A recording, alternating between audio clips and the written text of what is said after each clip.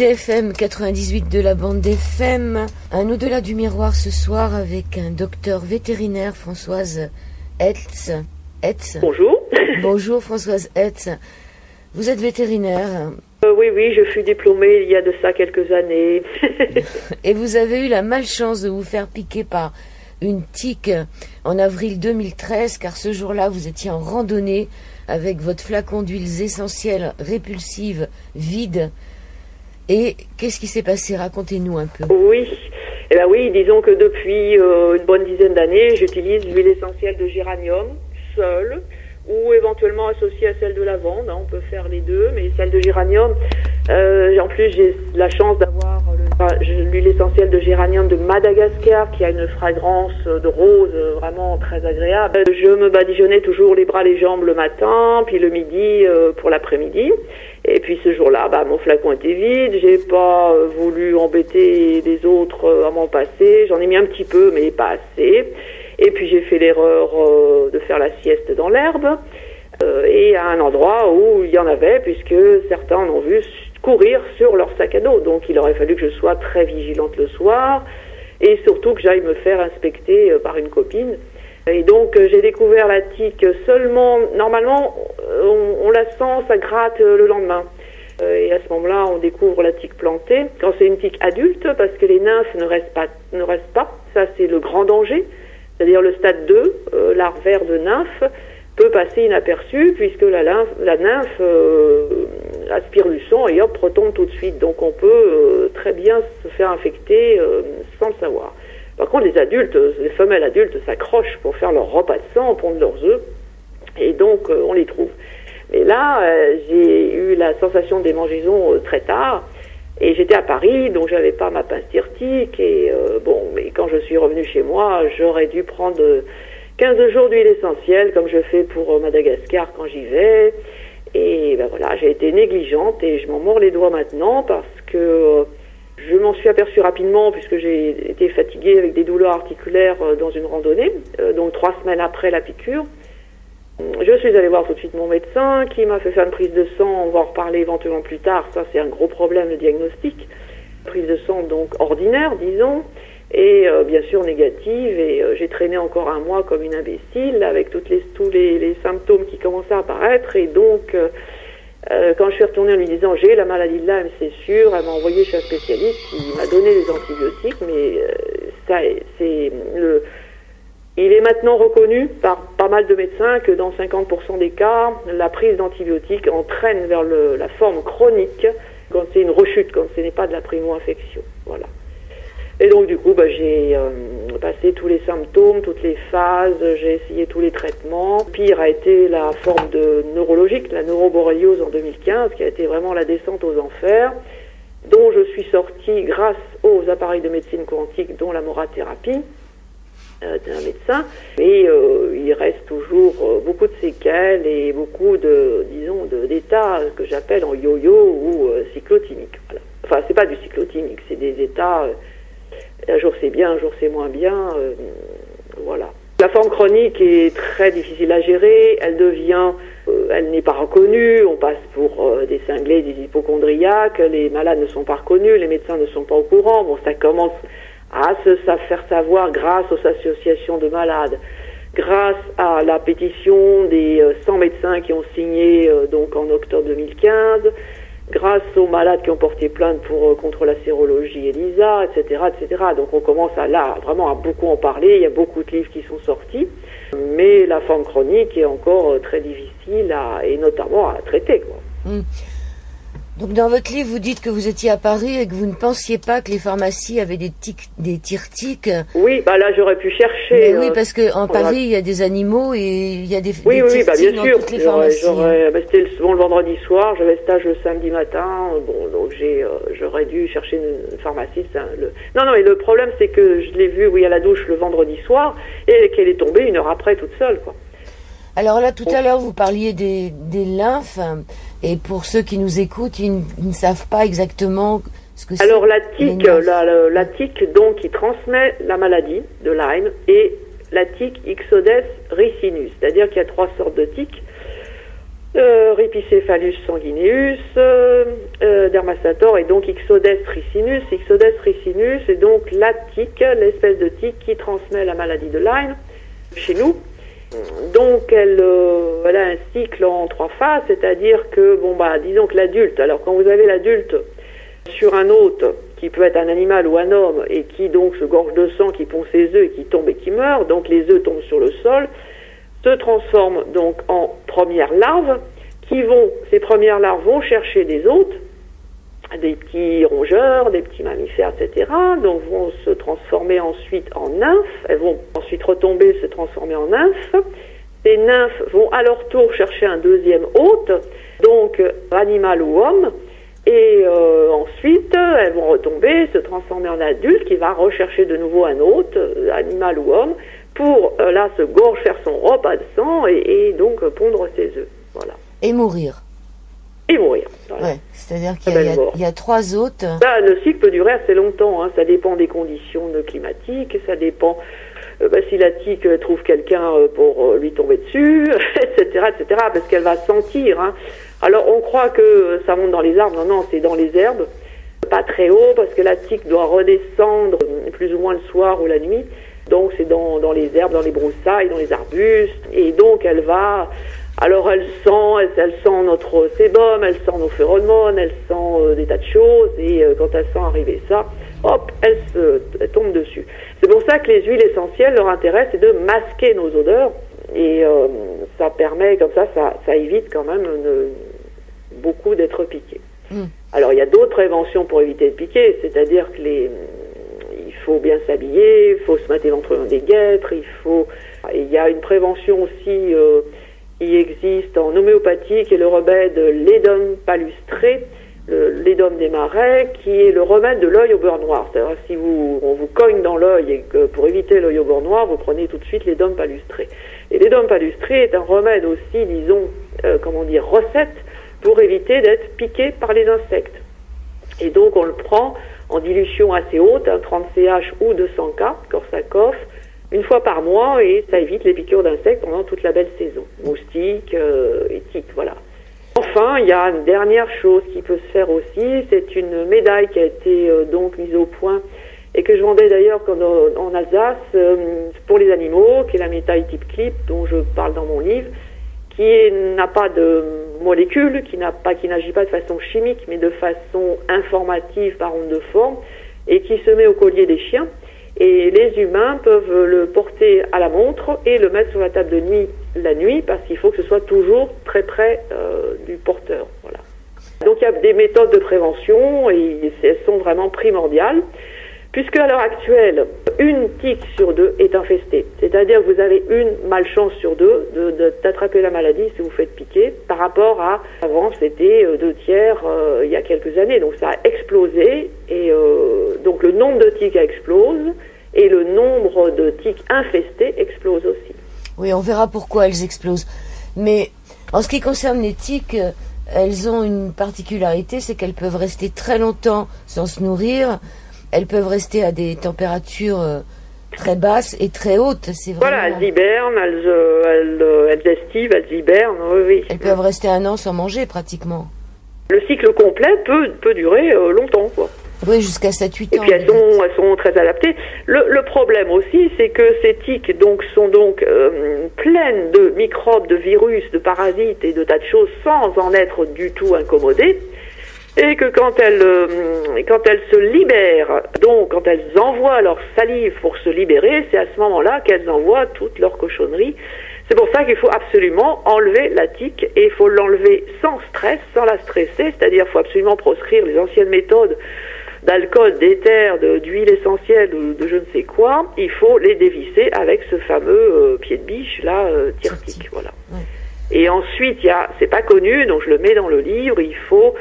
si on a été piqué, après avoir retiré la tique, donc on se badigeonne pendant 2 jours de façon intense avec une huile essentielle, si possible anti-infectieuse de type tea tree ou palmarosa, pour tuer les bactéries et les microbes qui restent agglutinés pendant 48 heures autour du point de piqûre avant de se disséminer dans l'organisme. Très important, voilà. Pendant qu'on parle de ça, est-ce qu'on peut faire ça aussi sur les animaux? Ah bah bien sûr. Parce qu'on dit que les huiles essentielles, oui. on dit que les huiles essentielles chez les animaux, c'est à employer avec parcimonie. Alors, il n'y a pas de problème. Alors, c'est le chat qui pose un peu problème, quoique on n'a pas tout à fait résolu son problème de foie et d'enzymes. Pour ce qui concerne évidemment les ruminants, il n'y a pas de problème. Bon, bon. Les chevaux de sang, il faut effectivement faire un petit peu attention. Donc, il faut éviter bien sûr toutes ces huiles, les huiles dermocaustiques comme les huiles à phénol. Mais si on a des huiles à alcool de type donc tea tree ou palmarosa, il y a pas de souci majeur. Pour le chien, idem, pas de souci majeur. Le chat, effectivement, pose un petit problème. Alors, sur des huiles qui contiennent des terpènes, parce qu'il a du mal à les métaboliser dans son foie, donc il lui manque une enzyme, ça c'est connu, qui empêche la glucuronoconjugaison. Mais on pense quand même que les chats ont d'autres moyens de métaboliser les huiles, parce que moi j'en ai moi-même utilisé, bon pas des toxiques bien sûr, hein, il faut connaître, mais j'ai aussi mon ami qui est à Madagascar qui distille des huiles essentielles et qui avait ses chats, de nombreux chats dans sa distillerie sans aucun problème. Donc voilà, seulement disons que quand on n'est pas aromathérapeute, quand on ne connaît pas, il faut faire effectivement attention pour le chat. Si on met de la lavande et le tea tree et donc le palmarosa, c'est du géraniol, donc pose peu de problèmes. Bon, faut pas badigeonner le chat, c'est juste une goutte à l'endroit de la piqûre. Oui, en plus, le chat a plus de chance que nous, il a moins de problèmes avec les tiques, c'est ce que me disait un vétérinaire à la campagne. Les chats sont moins embêtés avec les tiques. Oui, beaucoup moins que les chiens, les chevaux et... Mais c'est moins grave pour eux, c'est moins grave que pour un chien de se faire piquer par une tique. Oui, mais alors bon, disons que là, on a la maladie de Lyme quand même, existe hein, chez les ruminants, les chevaux et chiens et chats, mais on a peu de cas effectivement connus sur les chats qui ont d'autres, on a d'autres problèmes sur les. Alors le chien, on a effectivement l'apéroplasmose due à une tique, effectivement, une piqûre de tique. Ça s'appelle des zoonoses, hein, ces maladies infectieuses. Oui, alors ça c'est les termes parce que ça passe des animaux à l'homme, voilà. Bien que là ce soit pas, enfin c'est un passage un petit peu compliqué par intermédiaire de tiques. Ces tiques nous donnent la borréliose, connue depuis longtemps en Europe. 1883, un médecin allemand, Alfred Buchwald, décrit une maladie de la peau que l'on nommera acrodermatite chronique atrophiante. Et finalement, pourquoi on l'appelle Lyme ? Alors, on l'appelle Lyme, ça c'est évidemment la petite et grande histoire. C'est parce qu'effectivement, là, vous avez parlé d'une époque récente, mais il y a encore, disons que la bactérie Borrelia est connue depuis très longtemps, puisqu'on l'a retrouvée dans l'homme des glaces Otzi, il y a 5000 ans. Donc, on a retrouvé la bactérie, il avait la maladie, il avait la borréliose. Borrelia, c'est donc une bactérie de la famille des spirochètes, la même famille que la syphilis. Donc il l'avait puisqu'il avait des douleurs articulaires, enfin ils ont retrouvé des symptômes de borréliose et même des herbes a priori pour se soigner. Ce qui est moins vieux, beaucoup moins vieux, c'est ce problème, donc c'est cette épidémie qui a eu lieu dans la ville de Lyme aux États-Unis, donc qui a été une épidémie d'arthrite sur des jeunes. Et évidemment, on s'est posé la question, et a priori, mais bon, on prend du conditionnel, il y aurait eu des travaux sur la bactérie dans une île qui est en face de la ville de Lyme, Plum Island, où il y a où il y avait un laboratoire de recherche sur les guerres bactériologiques. Et donc on aurait eu donc une bactérie, disons, trafiquée pour les guerres bactériologiques contre les Russes et Cuba. Donc ça, c'est fort possible que la bactérie soit échappée par les oiseaux, par les chevreuils, etc., qui naviguent entre l'île et le continent. En tout cas, on appelle maladie de Lyme parce que donc on a cette forme d'arthrite qui s'est développée dans les années 70, je crois, donc dans la ville de Lyme. Et ensuite, donc, c'est assez compliqué parce qu'effectivement, la bactérie, une des principales bactéries, c'est Borrelia burgdorferi, qui donc a été redécouverte en quelque sorte par William Burgdorfer. Ce monsieur d'ailleurs vient de décéder il n'y a pas très longtemps, à 89 ans. Et ensuite, donc, ils ont relié cette maladie de Lyme, arthrite des États-Unis, donc à la vieille borréliose des européennes. Voilà. Mais on on a d'autres bactéries. Et en Europe, donc, on a 7 espèces de bactéries qui sont mises en jeu.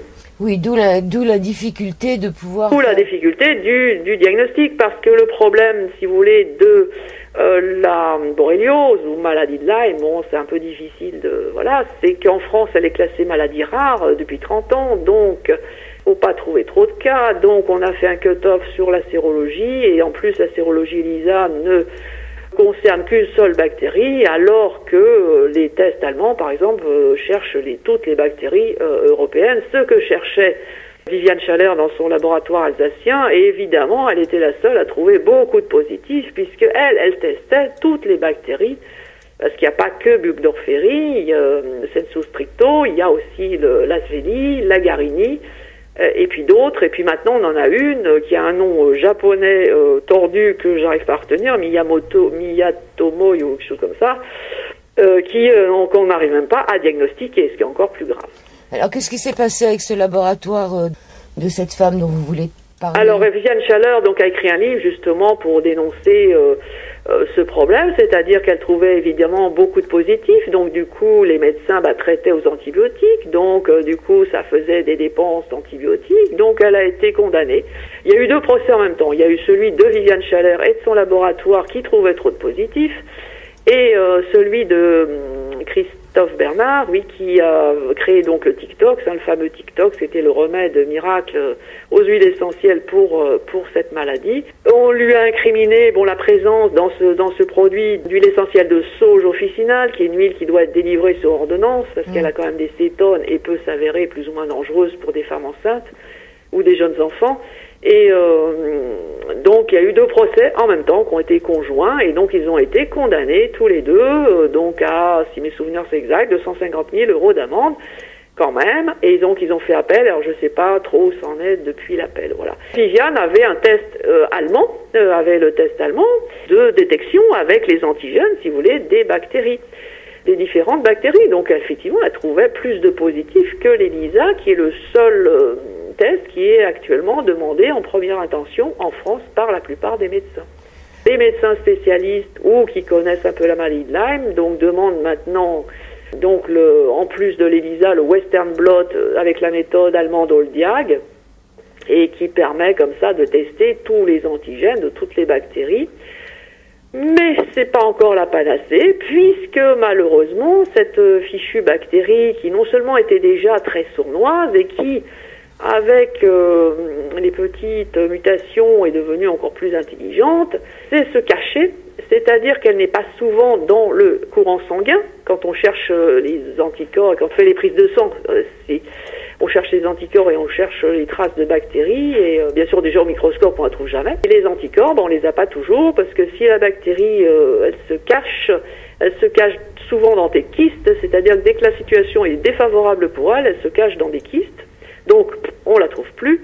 Elle se cache également dans ce qu'on appelle des biofilms, donc on la trouve plus. Et donc, vous allez avoir la maladie de Lyme, être atteint de cette maladie avec un résultat négatif. Alors, c'est pour ça que les spécialistes de maladie de Lyme demandent l'ELISA, le Western blot et le typage lymphocytaire, qui se fait dans les laboratoires allemands, et il y a 2 laboratoires en France qui le font, mais on n'a pas le droit de dire... ce serait de la publicité, on n'a pas le droit de les citer, qui font les typages lymphocytaires avec notamment, je le mets sur la fraction, il y a une fraction qu'il faut faire entre des cellules natural killer, donc les cellules tueuses. Certaines cellules, on cherche certaines et on cherche la fraction des 57 sur les 56 qui est assez spécifique de la maladie de Lyme. Donc, on a un diagnostic avec l'ELISA éventuellement. S'il est positif, alors là, il n'y a même plus à se poser la question. Western blot Oldiag et typage lymphocytaire. Il y a une autre méthode beaucoup pratiquée par les vétérinaires et décriée par pas mal de biologistes, la PCR, parce que c'est pareil, la PCR n'est pas spécifique et on trouve pas, c'est pas du tout évident d'avoir un résultat positif.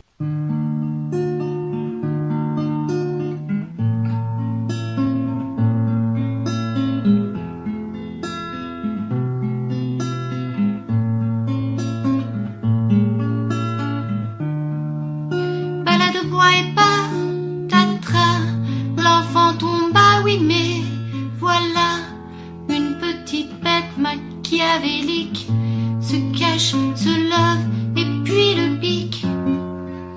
Balade au bois et patatras, l'enfant se leva, mais voilà, poison aux veines bien volcaniques, ensuite des douleurs tyranniques. La tic-tac avec tactique, la petite sournoisée diabolique, elle œuvre dans l'ombre cette satanique pour une issue bien dramatique. La tic-tac avec tactique, la petite sournoisée diabolique, elle œuvre dans l'ombre cette satanique pour une issue bien dramatique.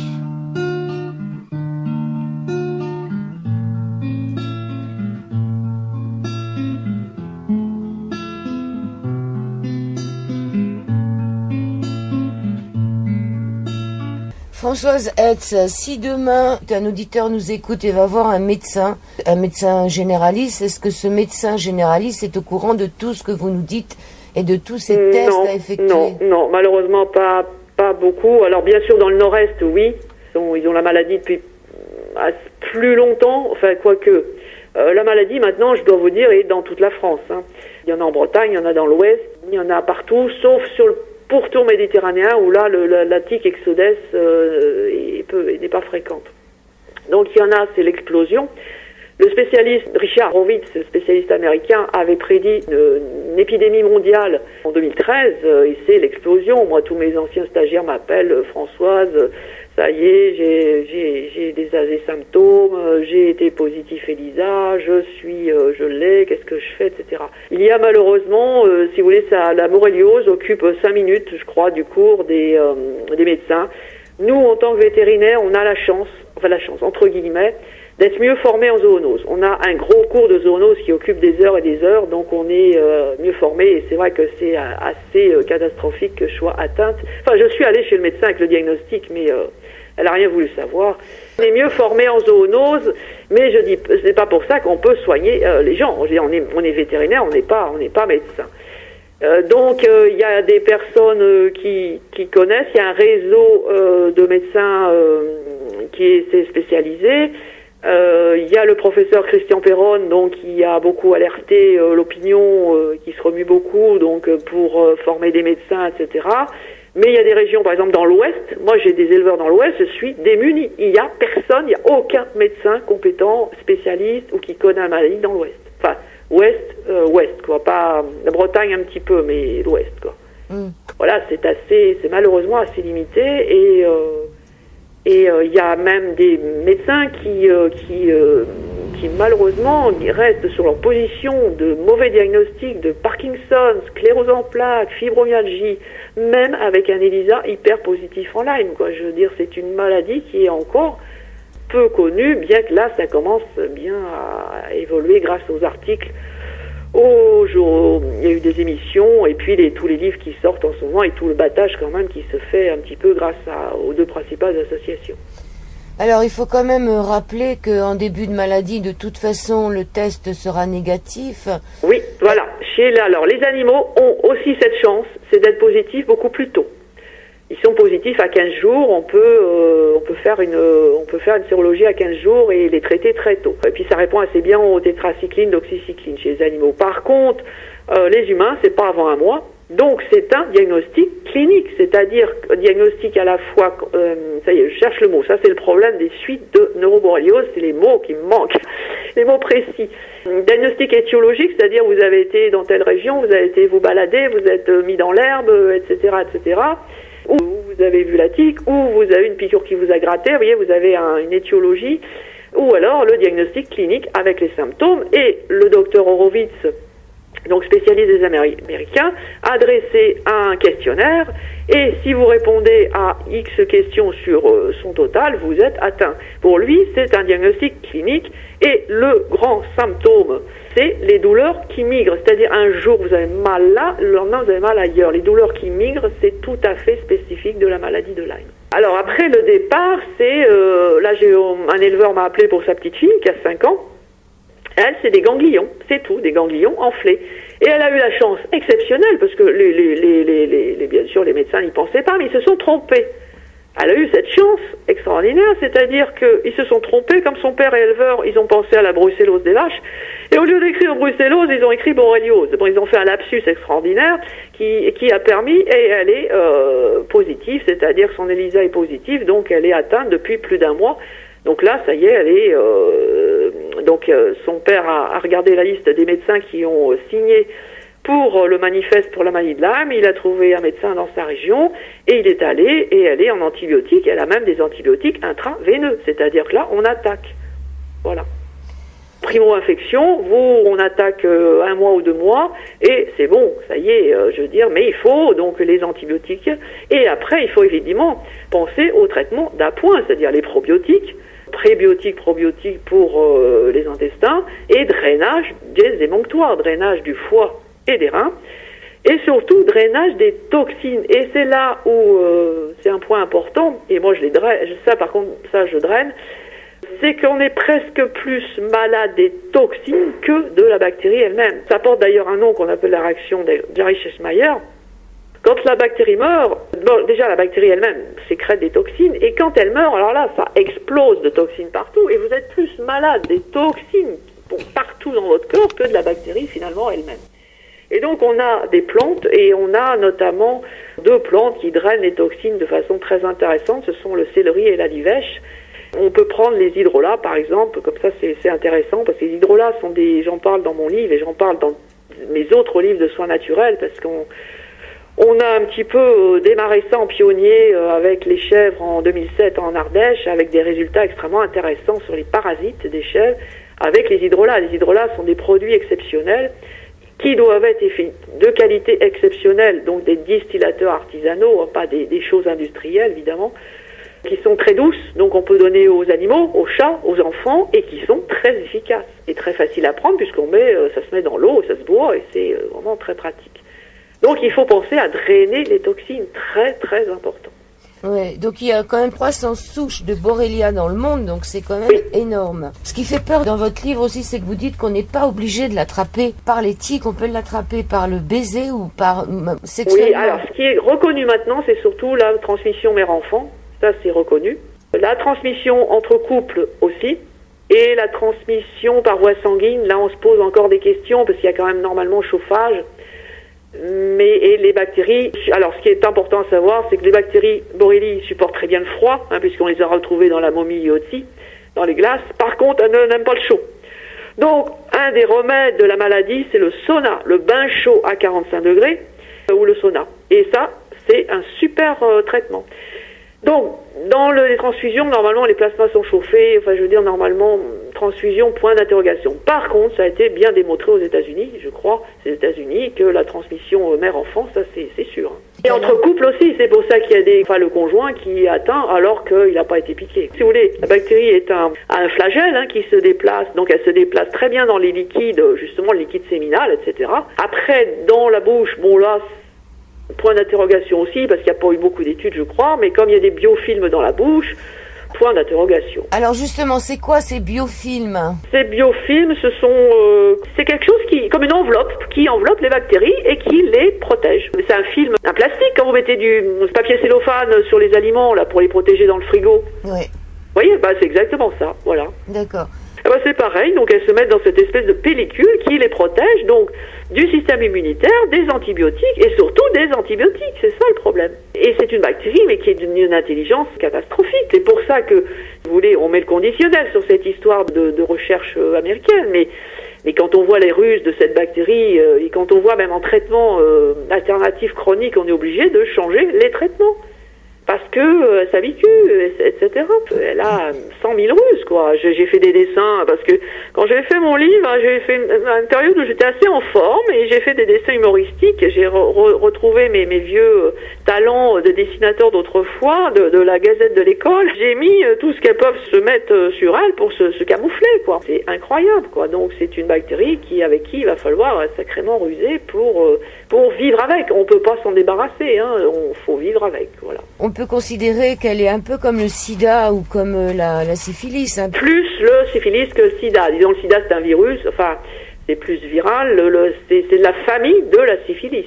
Un tout petit peu, mais c'est vrai que je n'avais pas encore développé dans la 3e édition, parce que je l'ai découvert malheureusement un peu tard, mais ça maintenant ça commence à se connaître, c'est-à-dire que les médecins homéopathes ont compris le phénomène, c'est-à-dire comme c'est de la même famille que la syphilis, les médecins homéopathes d'ailleurs donnent des remèdes de ce qu'on appelle de l'EUES, des remèdes de syphilis, parce que donc c'est Hahnemann, le Samuel Hahnemann, donc fondateur de l'homéopathie, qui avait travaillé sur l'homéopathie pour les maladies aiguës, donc il s'en sortait très bien, mais il avait des problèmes pour les maladies chroniques. Et donc il a créé ce qu'on appelle des diathèses, et il avait créé l'absor, la psychose et la l'EUES.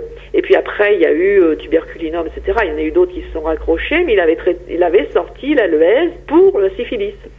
Donc on a un remède, le remède maître, le type, c'est l'uésinum, qui n'est pas facile à manier, hein. Faut que ce soit manié par un médecin homéopathe uniciste, un vrai, pas quelqu'un qui fait des recettes, un vrai homéopathe. Et puis il y a d'autres remèdes de l'EUES que moi j'utilise maintenant, et les remèdes de l'EUES donc sont les métaux, tous les remèdes à base de métal, donc le zinc, etc., l'argent, argentum nitricum par exemple, et aussi tous les mercurius, les mercures, hein, et en plus on a souvent une intoxication au mercure qui est concomitante, notamment par les plombages de dents dentaires, les amalgames dentaires, parce que les malades de Lyme sont en général complètement intoxiqués, ils n'arrivent pas à se détoxiquer des métaux lourds. Donc dans ces remèdes de l'EUES, on peut arriver comme ça à trouver les remèdes pour les différents symptômes de cette maladie de Lyme. Et l'autre chose qu'il faut savoir aussi, et malheureusement là j'ai pas encore de solution parce que je cherche, ça c'est les médecins homéopathes, c'est une médecin homéopathe qui avait écrit un excellent article que j'ai découvert. Donc cette maladie de Lyme est liée donc de la même famille que la syphilis, c'est donc on a cette explosion à l'heure actuelle parce qu'on a cette espèce d'empreinte énergétique des anciens malades de la syphilis qui est transmise aux descendants et qui se retrouve maintenant en explosant en maladie de Lyme. Bon, ça c'est de l'empreinte énergétique et que les médecins et homéopathes décrivent bien et connaissent bien. L'histoire est compliquée. Ouais. Donc cette relation de maladie avec la syphilis, les symptômes de cette maladie de Lyme, il y a quand même pas mal de symptômes neurologiques. Alors les symptômes sont, ce que je mets sur mon livre, c'est un inventaire à l'après-vert, c'est-à-dire qu'il y a une 50aine de symptômes principaux. Moi je les ai fait presque tous, hein. Donc c'est surtout des douleurs. Alors évidemment les douleurs qui migrent, douleurs partout, donc articulaires surtout, et puis d'autres douleurs. Parce que la bactérie, si vous voulez, a un flagelle, donc je vous l'ai dit, quand elle se déplace, hein, quand elle est quand elle n'est pas coincée, cachée, elle se déplace, elle a un flagelle, enfin donc une queue, revêtue d'une substance qui ressemble à notre gaine de myéline. Donc notre système immunitaire, il se plante, il se trompe. Notre système immunitaire attaque nos nerfs, qui sont recouverts de cette gaine de myéline, croyant attaquer la gaine de myéline de la bactérie. Et donc on fait des atteintes des nerfs, des névrites. Donc on a des douleurs par névrite. Et donc c'est absolument épouvantable, hein. Vous avez des atteintes de certains nerfs. Moi j'ai eu très longtemps des douleurs dans la langue, c'est 8 jours de douleurs atroces, vous pouvez plus manger.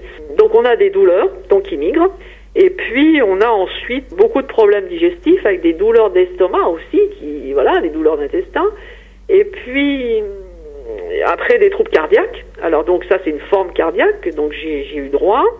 Et puis, on a après, effectivement, beaucoup de troubles, ce qu'on appelle les troubles cognitifs, parce que la bactérie arrive à passer notre barrière, une barrière de protection du cerveau, qui est la barrière encéphalo-méningée, voilà, et du coup, vous avez des troubles, atteinte des neurones, troubles cognitifs, donc troubles de concentration, troubles de mémoire, et même très rapidement, moi, très très rapidement, j'ai eu des problèmes, je pouvais plus me concentrer pour lire, je pouvais plus me concentrer pour travailler sur ordinateur, mais très très vite après l'infection, au début de l'infection.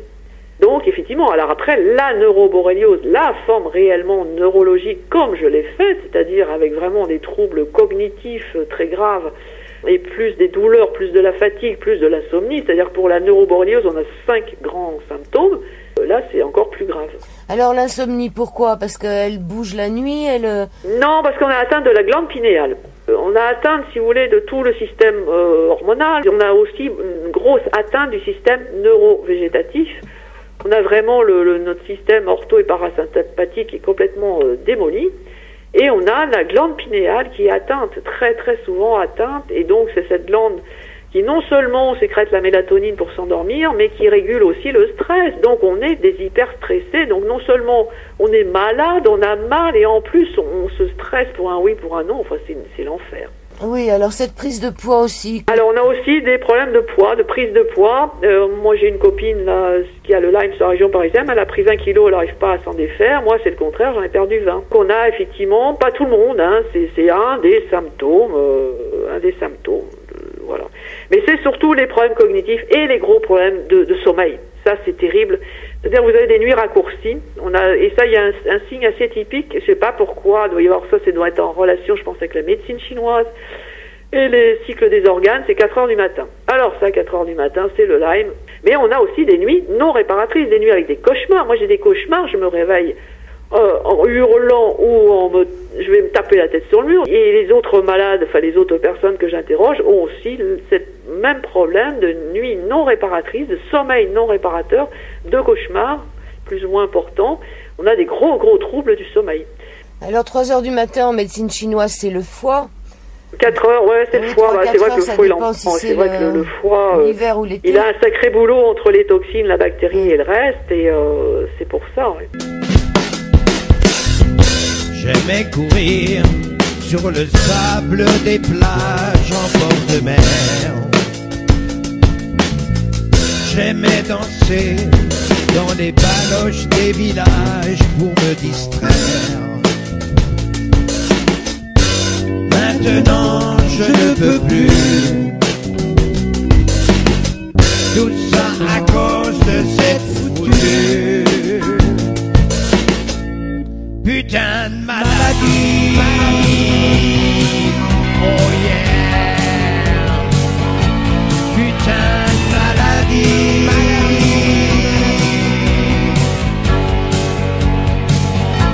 Putain de maladie.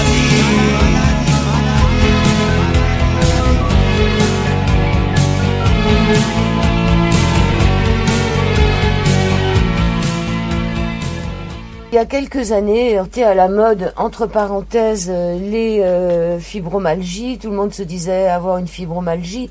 Ça ressemble beaucoup à la fibromalgie. Richard Horowitz appelle le Lyme la grande imitatrice parce que elle ressemble à la sclérose en plaques, elle ressemble à la fibromyalgie, elle ressemble au Parkinson, elle ressemble au syndrome de fatigue chronique, elle ressemble à des tas de choses et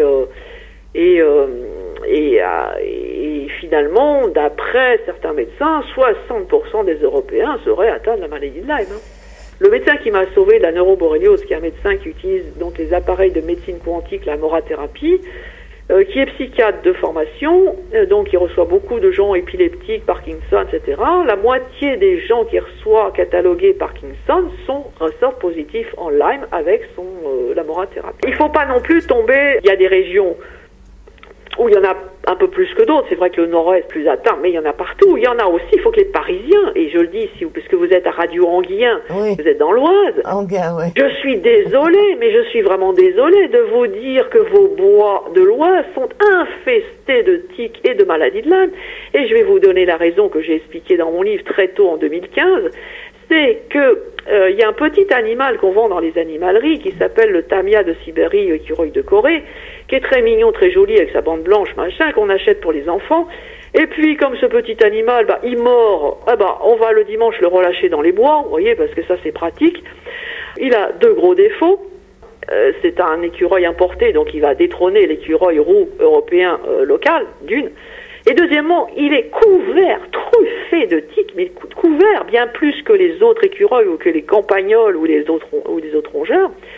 Et en plus, il héberge les 3 espèces principales de bactéries. Tous les bois de la région parisienne sont infestés. Dans votre livre, demandiez qu'on fasse comme en Suisse. Vous savez, là-bas en Suisse, même on apprend aux enfants à l'école à se prémunir. C'est-à-dire que c'est des leçons à l'école. Puisqu'en plus, eux, ils ont une maladie qui est là... Enfin, ils ont... Nous aussi, on l'a, mais vous savez, on a fait, avant Donald Trump, on a fait un grand mur entre la Suisse et la France. Ils ont la méningo-encéphalite attique dans le Jura suisse. Bon, étonnamment, on l'a plus dans le Jura français, c'est bizarre, mais Donc dans le Jurassique, ce qui fait que les écoliers, les chasseurs déjà font très très attention, hein, ils mettent des pantalons, des guêtres, ils imbibent leurs guêtres de produits, bon.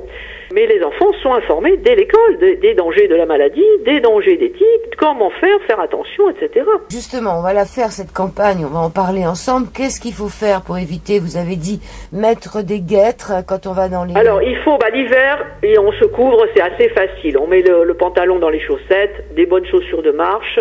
On peut acheter éventuellement des guêtres de plastique, vous savez, pour le ski de fond. Comme ça, vous les mettez sur la chaussure, ça couvre toute la cheville et vous pulvérisez du géranium dessus. Ça, c'est parfait. Parce que comme ça vous couvre au moins tout quand vous marchez dans l'herbe. Ensuite, si vous vous arrêtez à un endroit, vous mettez un grand drap blanc pour poser vos fesses. Comme ça, jamais il y a une ou deux tiques dessus, vous les voyez, hop, vous les ramassez. Et puis le soir, c'est la douche et l'inspection mutuelle. Se regarder le dos, quoi. Parce que ça peut se mettre jusqu'à dans notre dos, ça peut grimper sous les vêtements. Ah oui, ça peut se mettre dans des endroits... oui, ça grimpe. Ah oui, ça grimpe. Oui, ça, par contre, ça grimpe bien, oui. Dans des endroits chauds, vous voyez, je vous décris pas certains endroits. Moi, elle est sur mon thorax, à l'arrière, donc, juste sur le côté, donc pas visible sur le devant, quoi. Alors, vous dites aussi dans votre livre que ça peut aussi rendre les gens électrosensibles.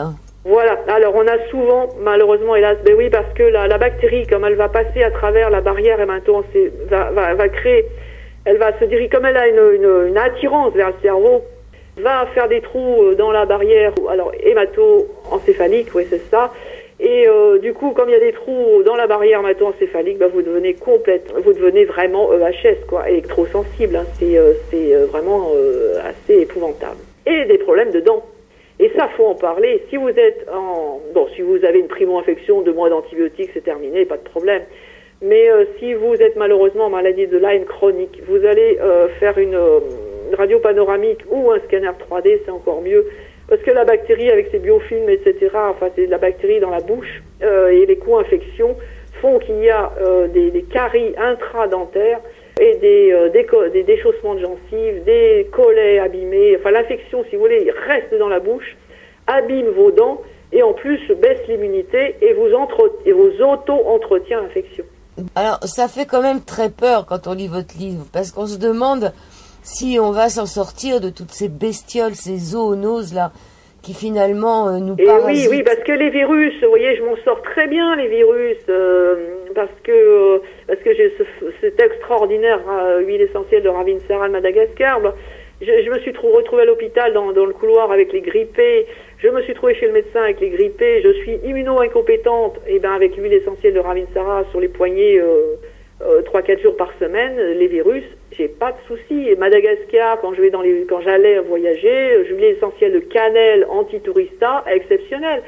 Donc on a des préventions tout à fait possibles. Malheureusement là, cette bactérie est tellement rusée et intelligente qu'elle devient vraiment très difficile.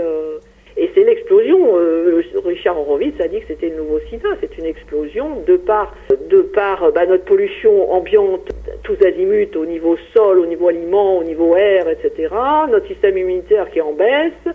Et puis cette éventuelle bactérie mutée qui serait venue depuis ce laboratoire en plus. Voilà. Oui, puis ça a des causes... Donc et la méconnaissance dans notre pays, parce qu'en Allemagne, ils sont... vous voyez, en Suisse, ils connaissent et puis ils informent. En Allemagne aussi. On a 10 fois plus de cas en Allemagne qu'en France. Bon, non, on a autant de cas en France, mais ils sont pas connus, quoi. Et le problème, c'est qu'en chronique, on n'est pas reconnu, c'est-à-dire qu'on est pris pour des cinglés ou des hypochondriaques ou des... Un médecin, donc spécialiste de Lyme, qui est dans le Nord-Est et qui a fait une conférence récemment, nous a dit que les médecins peuvent donner 3 semaines d'antibiotiques, éventuellement une deuxième fois, et qu'ensuite ils doivent envoyer leurs patients au psychiatre. C'est ce qu'on dit aux médecins. Ça, il faut le dire. C'est parce qu'on a détruit un cycle biologique normal. On a enlevé les bêtes qui mangeaient les tiques, les larves de tiques. On a tué les hyménoptères, certaines guêpes qui mangeaient les larves de tiques, par les pulvérisations aériennes de pesticides. Et notamment quand il y a eu la FCO en France en 2008 pour éradiquer le moucheron. qui véhiculait la FCO, on a balancé par avion des tonnes de pesticides. Donc on a tué les hyménoptères qui sont des insectes fragiles, qui mangeaient les larves, et donc il y a explosion de tiques. Tout est déréglé au niveau cycle écologique. Alors maintenant, pourquoi il y a autant de tiques infestées? Ça, je l'explique pas encore. Pourquoi maintenant une sur deux? Alors les traitements, voilà, c'est vrai qu'il faut faire beaucoup de prévention, hein, maintenant, il faut le savoir, donc bien se couvrir, se pulvériser d'huile essentielle de lavande géranium, se prendre la douche ce soir, se faire inspecter, éventuellement donc le remède Ledum palustré une fois par mois, et éventuellement dans certaines régions, essayer, c'est pas valable peut-être pour tout le monde, mais la médaille. Et puis ensuite, si on a des symptômes qui sont repérables, c'est-à-dire fatigue, douleur, les premiers signes, c'est ça, c'est fatigue, douleur, éventuellement les signes cutanés, hein, ce fameux érythème. Oui, ça qui est... mais qui est pas, moi je l'ai jamais eu, hein, donc c'est pas du tout flagrant. Puis moi j'ai eu, la même jour que moi, une copine de randonnée s'est fait piquer, a eu cet érythème, et elle a eu aucun symptôme, elle s'est jamais fait soigner, et elle a eu cet érythème typique. Donc, vous voyez, c'est un peu compliqué. Mais comme vous le dites, tous les tiques sont pas infectés, donc... Non, une sur deux. Voilà, donc vous avez eu la bonne idée d'avoir ça. Alors, après, il faut pas non plus tomber dans la paranoïa de mettre systématiquement des antibiotiques dès qu'on se fait piquer. Voilà, parce que là, c'est grave aussi. Parce qu'on va tomber dans une antibiorésistance. Ouais, c'est-à-dire que si on prend des antibiotiques, les bactéries, déjà, elles sont difficiles à soigner, mais alors là, ça va être une catastrophe pour les gens malades. Donc, il faut traiter quand il faut traiter, quand il y a symptômes, quand il y a diagnostic clinique, et éventuellement diagnostic sérologique.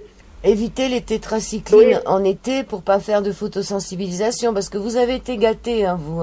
Ah, j'ai été gâté, oui, puis on m'a mis un médicament très dangereux qui a des effets secondaires, dont je parle dans le livre aussi. Enfin, oui, mais moi, je suis un super cobaye très intéressant. Et alors, vous en êtes où, là, Françoise Hetz, maintenant, là? Alors, moi, disons que 2016, j'allais beaucoup mieux, parce qu'en plus, bon, j'en parle un tout petit peu dans le livre, bon, on en parlera peut-être un peu plus dans les éditions suivantes. Si on est malade, c'est qu'il y a une raison, c'est-à-dire qu'il n'y a pas que si on est malade en chronique, hein, je parle pas de se faire piquer par malchance, hein, ça arrive, bon, on traite, voilà.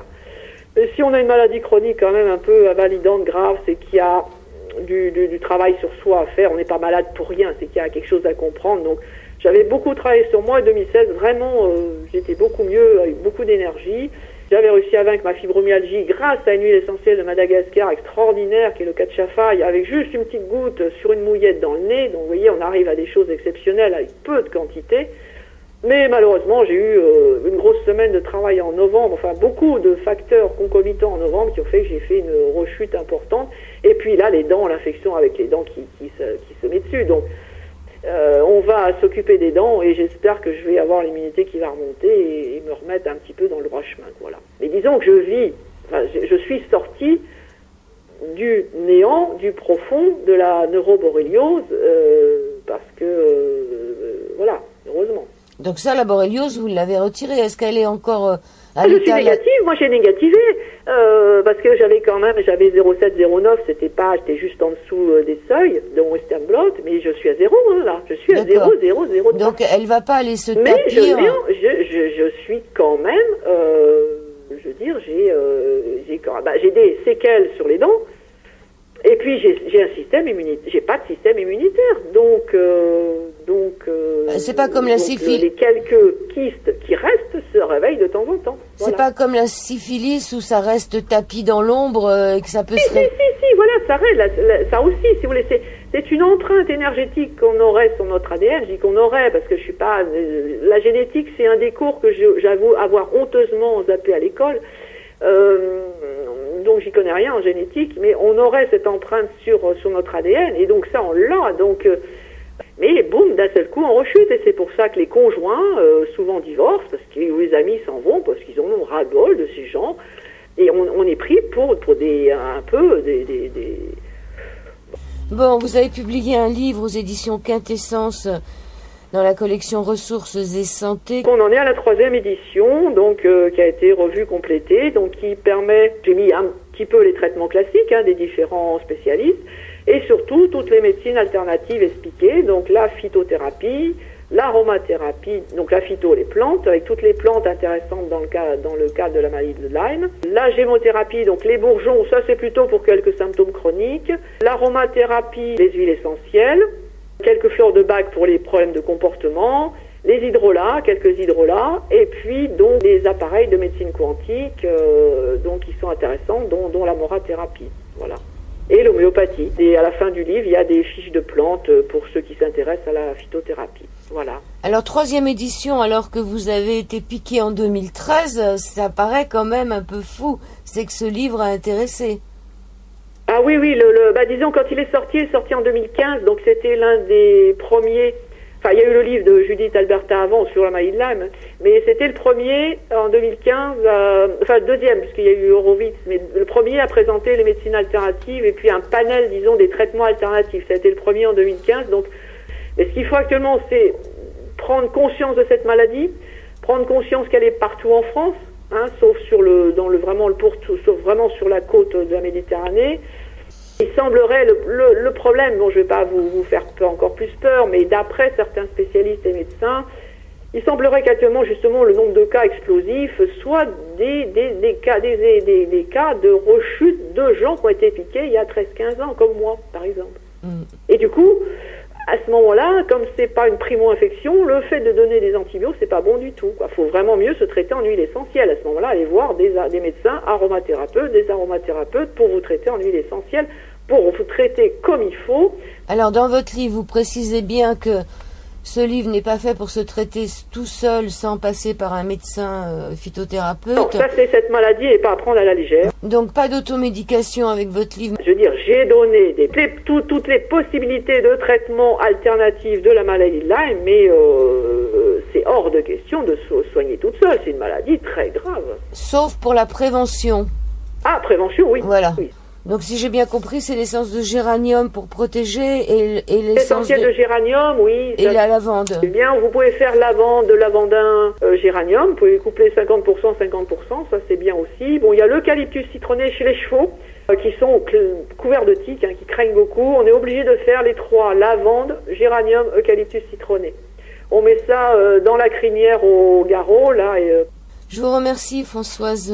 Voilà, écoutez, j'espère que, voilà, donc ce livre est paru donc aux éditions Quintessence. Bon, ça permet, même si ça permet d'avoir quelques notions générales sur les médecines alternatives, ce qui n'est pas du tout inutile, parce que ça peut servir à d'autres choses.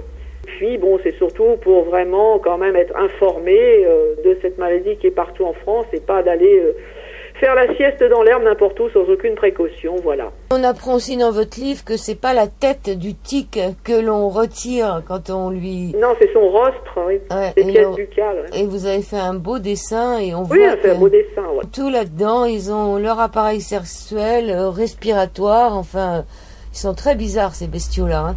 Ah oui, c'est de la haute intelligence bactérienne. Oui, ça fait un peu peur, mais il ne faut pas que ça nous oblige à rester chez nous. Non, vous pouvez randonner. Je veux dire, vous faites simplement, vous prenez. L'hiver, c'est facile. Bon, l'été, c'est vrai qu'être en pantalon, chaussettes, guêtres l'été, c'est pas top. Il faut. Vous dites aussi dans votre livre qu'il n'y a pas que les tiques qui nous donnent ces bestioles-là. Ça peut être des araignées. Il y aurait. Alors ça, là, j'ai pas trop pioché la question. Il y aurait d'autres. Il y aurait des moustiques. Il y aurait d'autres bêtes que les tiques, effectivement. Ce qui pourrait expliquer cette explosion aussi. Des recherches qui ont été faites dans d'autres pays, mais c'est vrai que la France, là, on est très très... On a 30 ans de retard, là. 30 ans. Je dis qu'en France, on a eu deux catastrophes, c'est Descartes et Pasteur, quoi.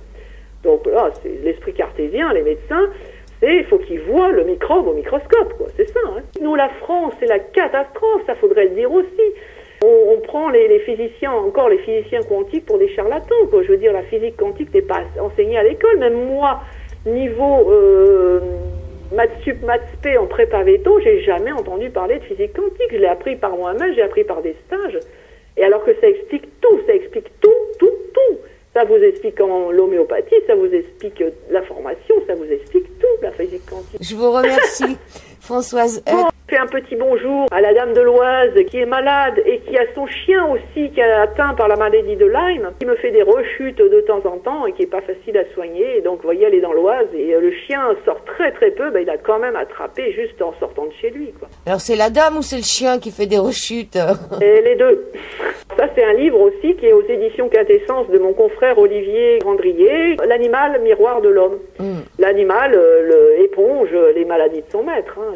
Alors moi, je l'ai vu en vétérinaire, hein, je peux vous le dire. Ça, donc, on a souvent des chats qui ont la maladie de Lyme avec des maîtres qui ont la maladie de Lyme. Le chat essaye de guérir son maître. Hein. C'est incroyable.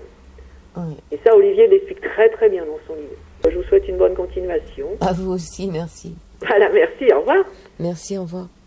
Je voudrais vivre 100% ma vie et à 100 à l'heure, et à 100 à l'heure, et à 100 à l'heure. Je ne veux plus vivre en regardant les autres et leur bonheur, leur bonheur.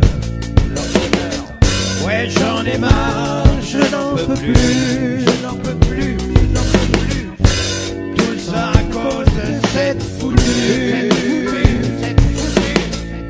putain de maladie.